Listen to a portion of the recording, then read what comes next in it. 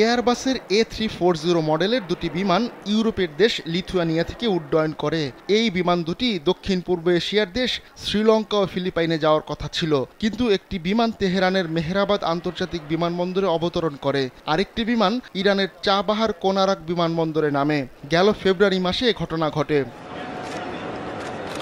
লিথুয়ানিয়ার সিয়াউলিয়াই বিমানবন্দর থেকে উড্ডয়নের সময় বিমান দুটির ট্রান্সপন্ডার সচল ছিল, কিন্তু ইরানের আকাশসীমায় ঢোকার সঙ্গে সঙ্গে বিমান দুটির ট্রান্সপন্ডার বন্ধ করে দেওয়া হয়। রাডার সিস্টেমকে ফাঁকি দিতেই এমনটা করা হয়।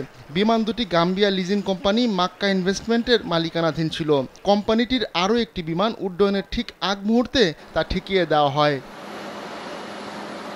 একবার ইরানের মাটিতে অবতরণ করার পর বিমান দুটির মালিকানা দাবি করে বসে মাহান এয়ার। লিথুয়ানিয়ার সরকারি সম্প্রচার মাধ্যম বৃহস্পতিবার এ তথ্য জানিয়েছে। মার্কিন নিষেধাজ্ঞার কারণে নতুন নতুন বিমান কিনতে পারছে না ইরান, আর তাই এমন ঘুরোপথ খুঁজে নিয়েছে তেহরান। এই বিমানগুলো যে চোরাচালান হতে পারে তা ঘুণাক্ষরেও টের পায়নি কেউ। ইরানে রহস্যজনকভাবে বিমান অবতরণের ঘটনা এবারই প্রথম নয়, এর আগেও এমনটা ঘটেছে। অন্য দেশে যাওয়ার কথা থাকলেও সেই বিমান ইরানে গিয়ে অবতরণ করেছে।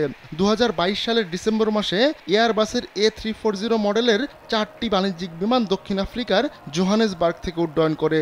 ওই বিমানগুলো উজবেকিস্তান যাওয়ার কথা ছিল, কিন্তু মাঝ আকাশে পথ পরিবর্তন করে সেগুলো ইরানে অবতরণ করে। তখনও ঠিক একই কায়দায় বিমান চারটির ট্রান্সপন্ডার বন্ধ করে দেওয়া হয়েছিল।